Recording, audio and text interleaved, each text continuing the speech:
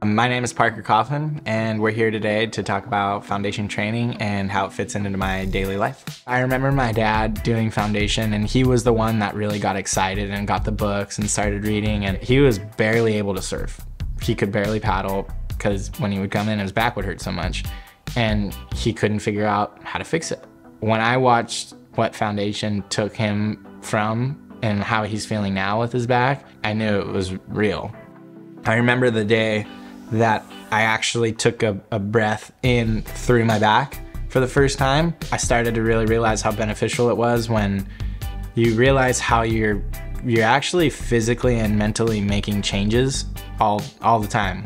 What needs to be combated the most in surfers is like we need to learn how to balance muscle groups out and, you know, relax certain ones and engage other ones to make sure that we don't have this crazy imbalanced body. We thrash our bodies.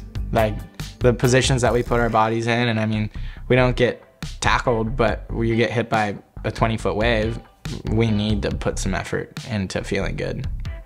Yeah, I've been working with Sean for the last few years now, and I feel like he understands my body, he understands what I want to do with my body, and we have a really open dialogue back and forth of kind of what I'm trying to improve at in my surfing, and he's able to kind of take that information and build out exercises through foundation training that, you know, it's helping me improve.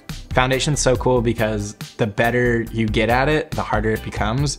And I feel like that's also kind of similar to surfing and whatever, anything, you know, really you're having fun improving at. You don't have to be a professional athlete. You don't have to be, you know, anything special, as long as you just kind of want to improve your overall feeling in your body and, you know, make some physical changes. I think it's a really good thing. I love surfing, and it's, you know, it's my favorite thing to do, and luckily for me, it's my job right now, so I want to hit it really hard and make sure I'm doing everything I can to, you know, perform at my highest level. And that's my goal for the next couple years.